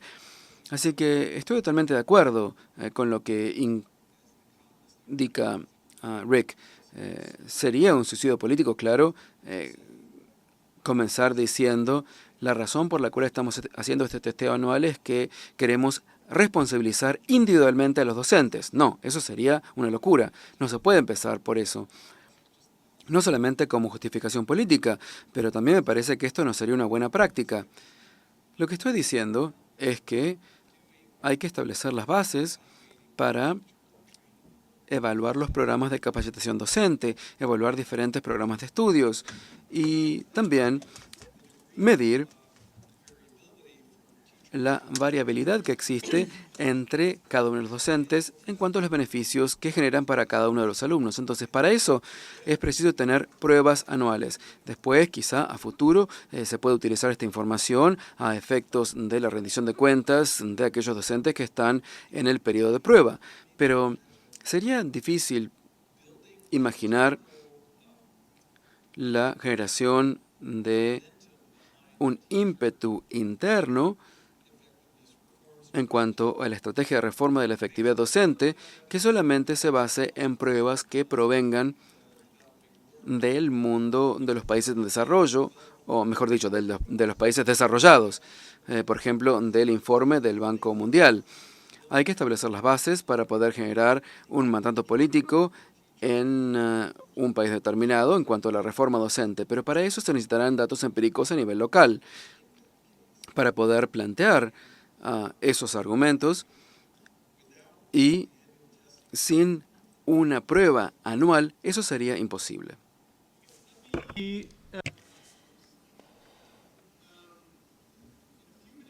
En unos minutos vamos a ofrecer la posibilidad de escuchar preguntas de la audiencia, pero me voy a fijar aquí las que acabo de recibir aquí en Internet y de cualquier manera son preguntas convenientes que queremos formular de cualquier manera. A ver, hagámoslo de la manera más provocadora posible. Esta mañana me desperté y vi en Twitter las palabras del secretario general de Educación Internacional, la Organización General para los Maestros a nivel mundial, que estaba hablando sobre Teach y sobre este evento hoy, y creo que el mejor comentario es, bueno, los economistas del Banco Mundial aceptarán, por ejemplo, que la evaluación sea realizada por alguien que no está capacitado en economía. Esta herramienta supuestamente tiene que ser utilizada por personas que no están capacitadas en la docencia, pero esta herramienta es una herramienta de evaluación, sí, pero la pregunta que nosotros recibimos es cómo esto nos va a ayudar para la evaluación. ¿Cómo utilizamos esto? No tenemos la infraestructura, no tenemos pruebas anuales para vincularlas con evaluaciones futuras. ¿Cómo vamos a utilizar la información de esta herramienta? Y estamos pidiéndole a personas no capacitadas que evalúen a docentes profesionales. Tal vez debiera mover la cabeza con menos entusiasmo, pero el desafío central, y creo que Ezequiel y otros ya lo mencionaron, es que no necesariamente sabemos qué es lo que determina que un docente es bueno. No sabemos nada de lo que ocurre en entornos de bajos ingresos, pero sí sabemos cuáles son las características de un mal docente. Por ejemplo, la ausencia, la ineficiencia, algunos de los ejemplos que me mencionó Ezequiel al principio. Todos sabemos instintivamente que estas son prácticas óptimas. Al mismo tiempo, sabemos que la enseñanza está cambiando, ha sido prácticamente imposible cambiar porque es algo muy discrecional.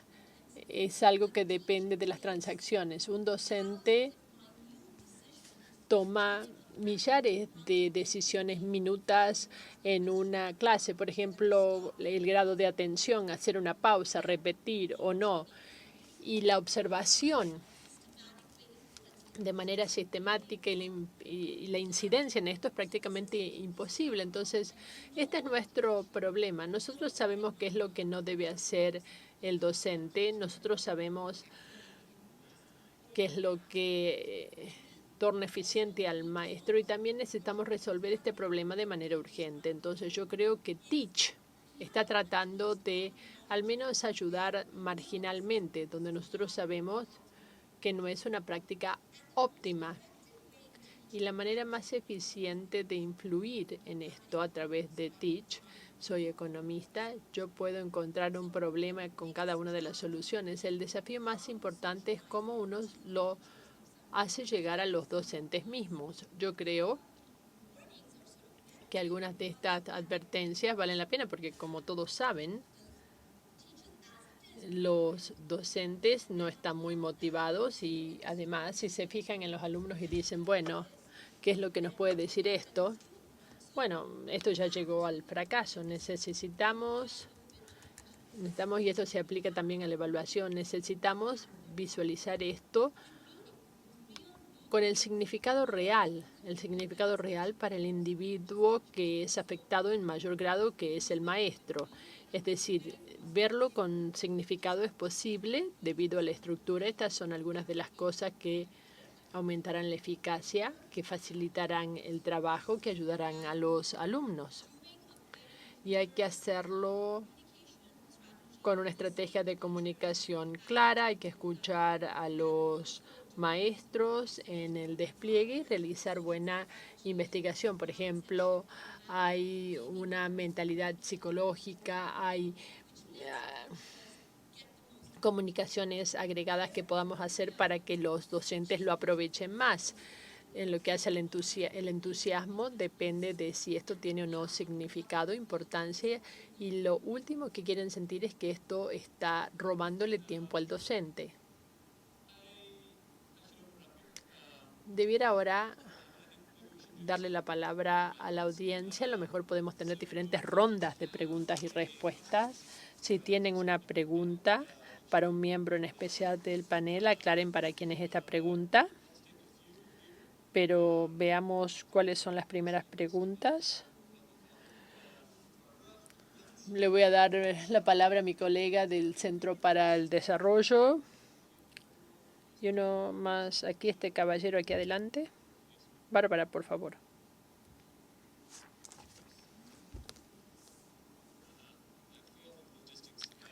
La logística no funcionó muy bien. Necesitan acercarse a un micrófono allí atrás o uno de los que está aquí en la mesa. Barbara Barb solía trabajar aquí para el Banco Mundial y luego me sumé. Quiero sumarme a las felicitaciones para este equipo. Creo que esta monografía, el interés ha sido algo transformacional realmente. La pregunta es, principio 1, carrera, en segundo lugar, selección meritocrática y la capacidad de tener un periodo de formación, principio 4, formación profesional, que tal vez quiere decir que ustedes puedan ver dónde se cambian las prácticas y cómo esto influye en el aprendizaje de los alumnos. Todo esto en realidad tiene un componente de evaluación y hemos hablado también sobre la política de evaluar a los docentes, en especial en un entorno en el cual no hay buenos datos para ello. Entonces, la idea es que este es un instrumento formativo, algo que hemos utilizado básicamente para llegar a un diagnóstico sistemático y utilizar los comentarios para todo el sistema, pero si este instrumento no se puede utilizar para ayudar en estos procesos de evaluación para los docentes, ¿qué es lo que ayudaría? ¿Y hay peligro si esto se asocia con ello? A ver, veamos un par más aquí. Sí, buenos días. Mi nombre es Alejandro Lara. Actualmente estoy cursando mi estudio doctoral en educación mundial y es interesante porque en toda la reunión ha sido muy interesante y creo que escribí 4 o 5 páginas de mi disertación con lo que escuché aquí. Pero simplemente me pregunto y entiendo que el propósito de la reunión de hoy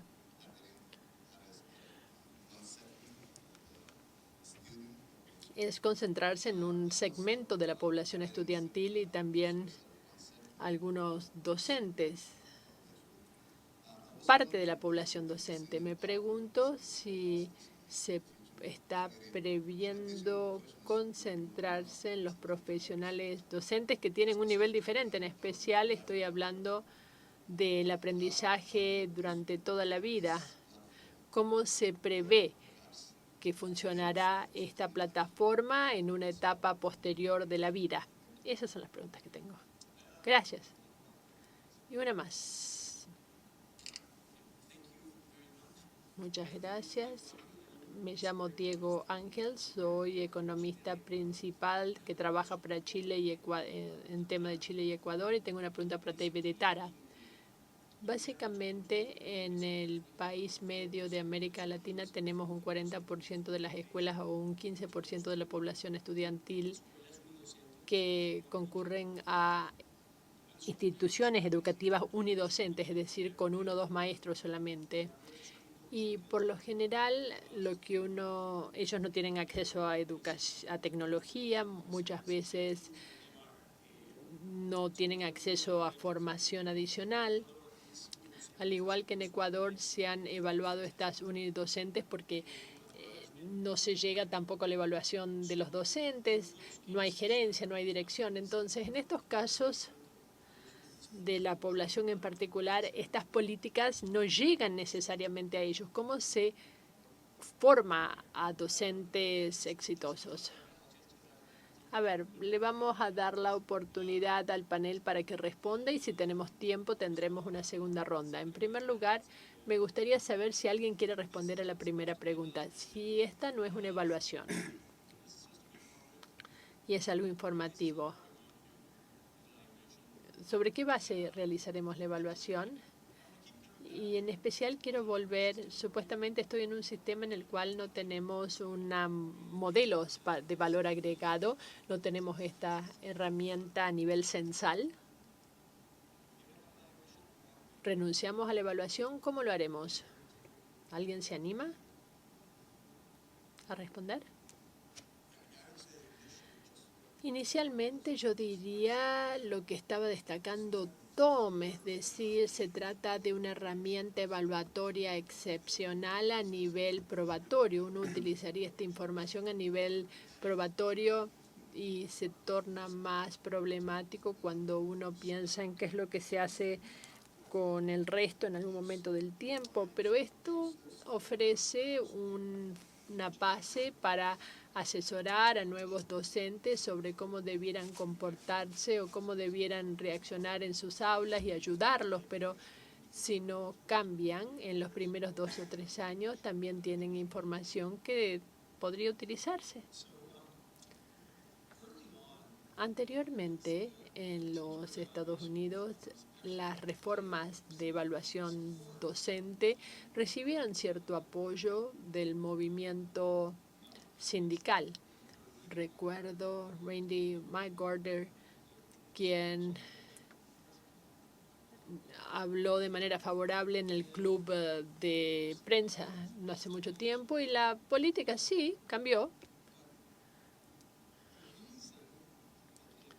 Pero el motivo, o algunos de los motivos por los cuales los sindicatos tal vez podrían llegar a respaldar si comienzan con un nivel probatorio o de prueba, es si se mejora la legitimidad de algo que les importa, y es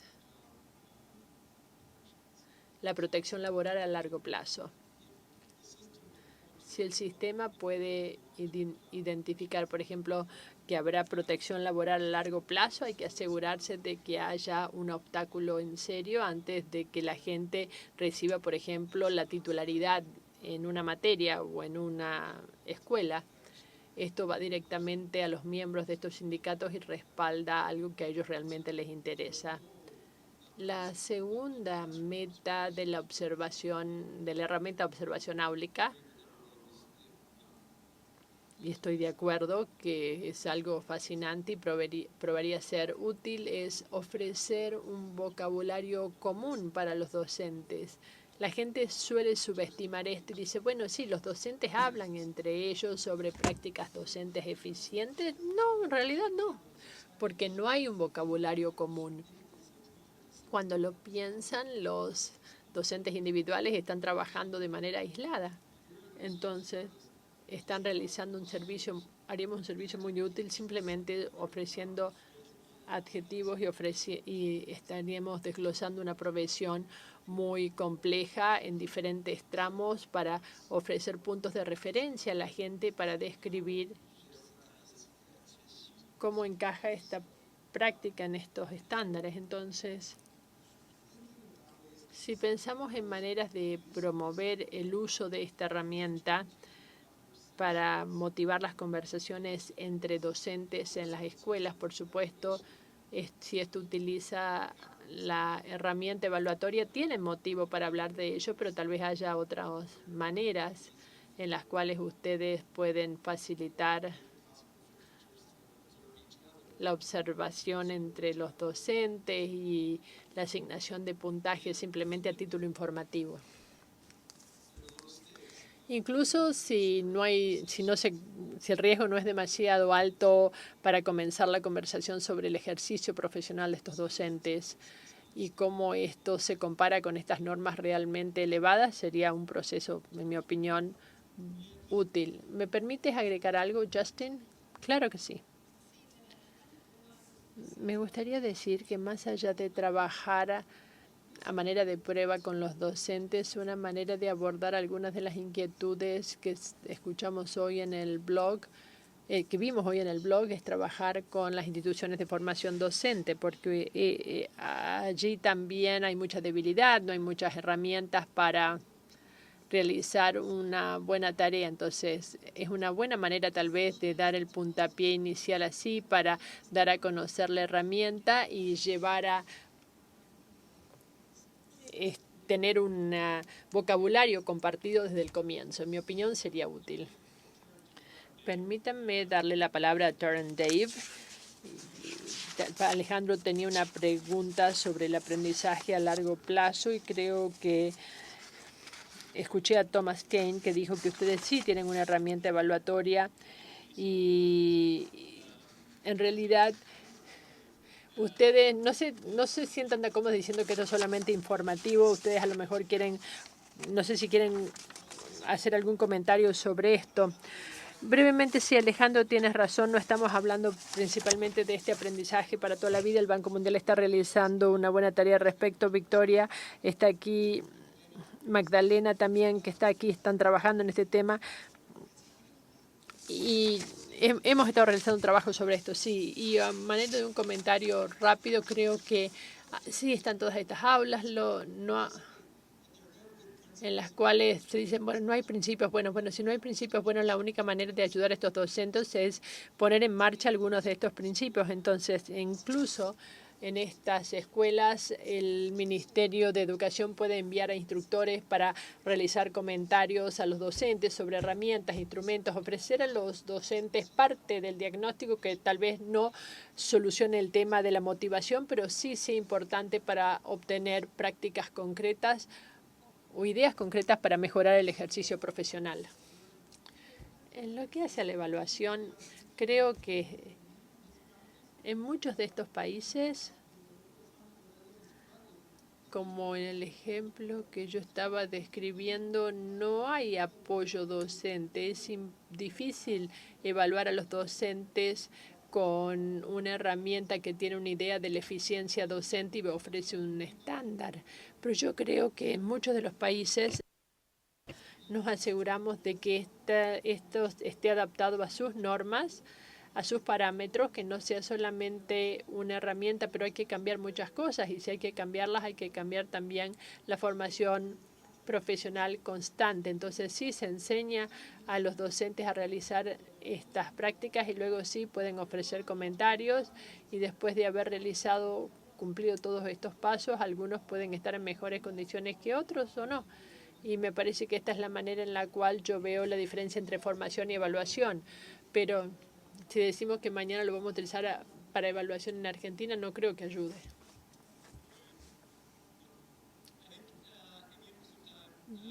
Dado que no tenemos mucho tiempo, acabo de recibir la nota que tengo que ya concluir con este evento. No voy a cumplir con la promesa de tener una segunda ronda. Voy a pedir un aplauso para los panelistas. Antes de darle la palabra a Ned, muchas gracias a todos por las contribuciones. Y luego estoy esperando que Jaime me diga qué es lo que debo hacer. Le voy a pedir a Ned que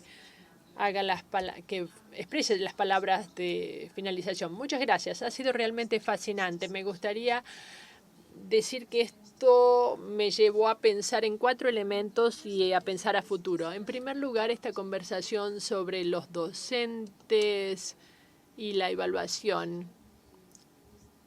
Para mí, la pregunta es: ¿son los docentes o es la escuela los que deciden si es el momento de evaluar?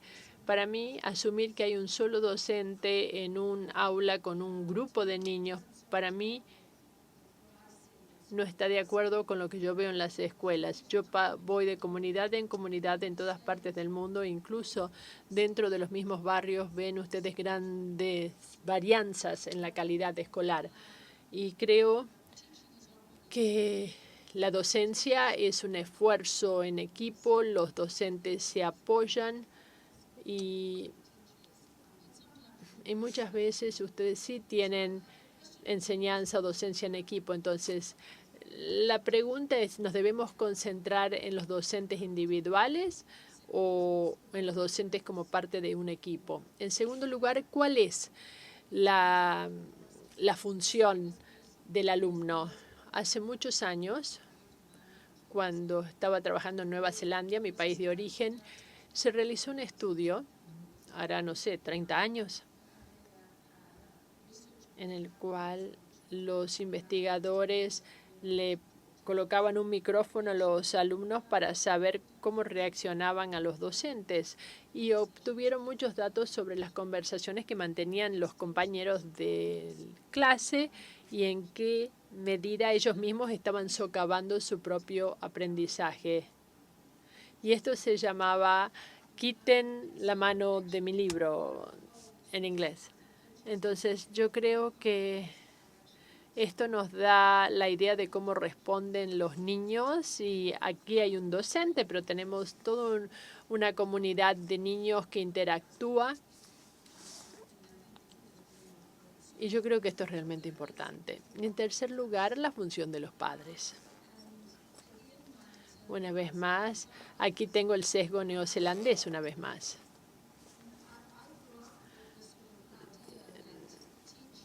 Yo fui creciendo pensando en que los docentes compartan con los padres cuáles son las metas didácticas para que haya respaldo.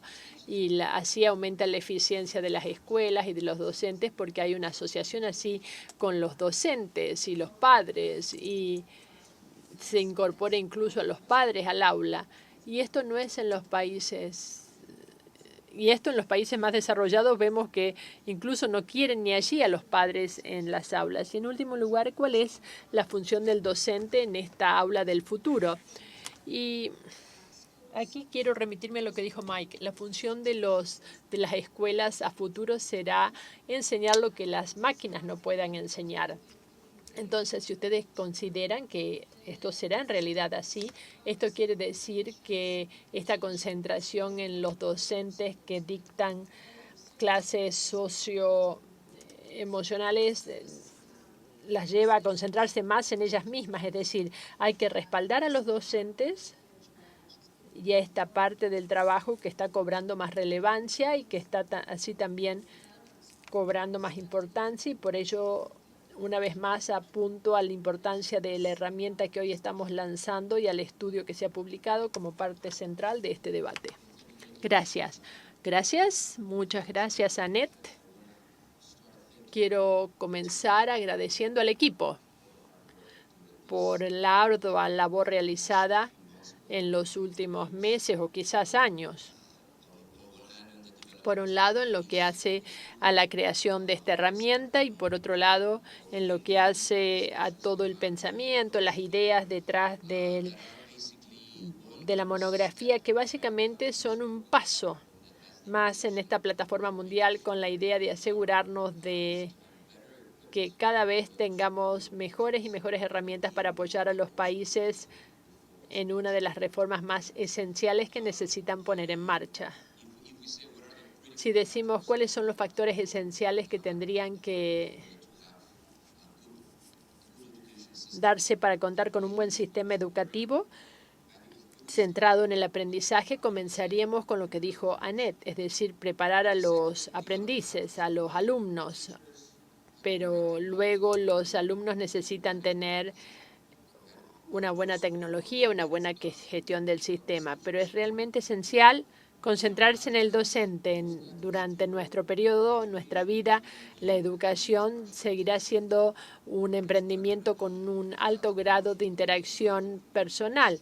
No se centrará en la tecnología, si bien esta puede ser importante para aumentar la capacidad del docente, pero aún así será una actividad en la cual el factor humano será fundamental.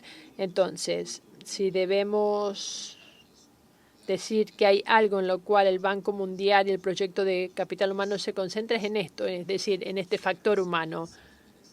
Y esto es algo que es realmente fundamental para las reformas que los países tienen que implantar. Y es importante no pensar en esta conversación si son docentes o tecnología. No, es la tecnología para respaldar el trabajo de los alumnos, porque precisamente, como lo estaba diciendo Annette, le estamos pidiendo cosas cada vez más difíciles a los docentes. Tiene que ver menos con el conocimiento y más con la formación de aptitudes complejas y básicas necesarias para los alumnos. Y en este proceso, como ya lo estaba diciendo, es algo muy difícil. Algunas de las características que vemos, que en esta presentación vimos como las características propicias para los docentes, son cosas que en la actualidad vemos, ya las vemos en muchos docentes. Es decir, hay docentes que ya lo entienden, saben que no tiene que ver con los alumnos que están en la primera fila, sino que tienen que ver con todo esto, la interacción en el aula. Ellos saben en realidad que tiene que ver con llevar a los alumnos a pensar de una manera diferente, ayudar a los alumnos a pensar para aprender de manera permanente. El desafío es que esto no está ocurriendo entre todos los docentes, en todas las aulas y en todas las escuelas. Ese es el desafío. Sí, hay docentes fantásticos, sin embargo, todos tenemos niños o muchos tenemos niños y ninguno de nosotros desearía que su hijo o su hija esté ante un docente que no ha sido capacitado correctamente. Entonces, este es un gran desafío y en el caso de los docentes no podemos fracasar. Si fracasamos, si fallamos en lo que hace al respaldo y a ofrecerles las oportunidades de formación personal, estamos fallándole a un niño o a una niña. Entonces, esta es la gran importancia de toda esta tarea.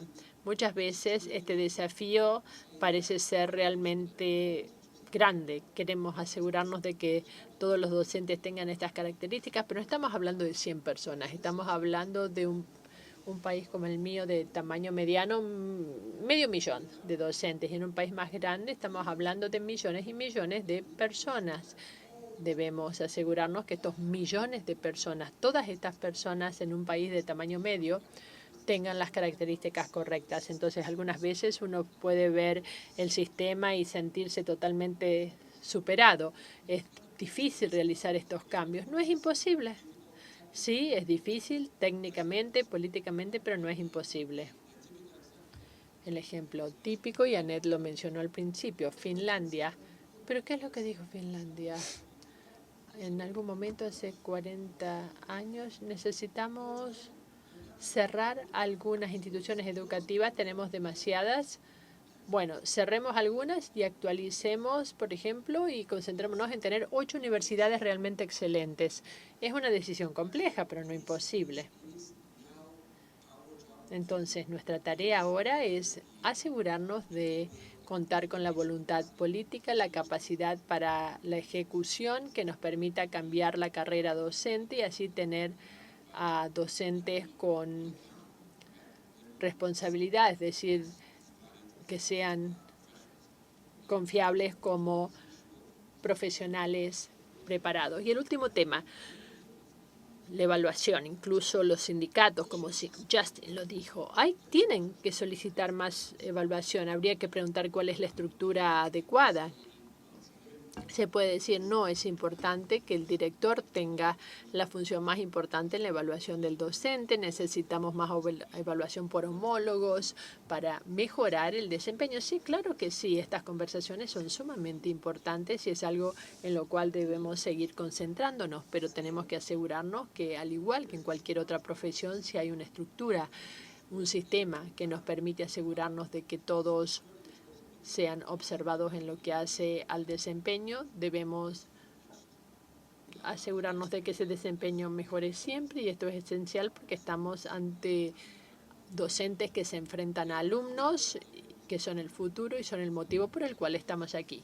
Muchas gracias, Justin, y te devuelvo el derecho a hacer uso de la palabra. Muchas gracias. Con esto iba a ir cerrando yo.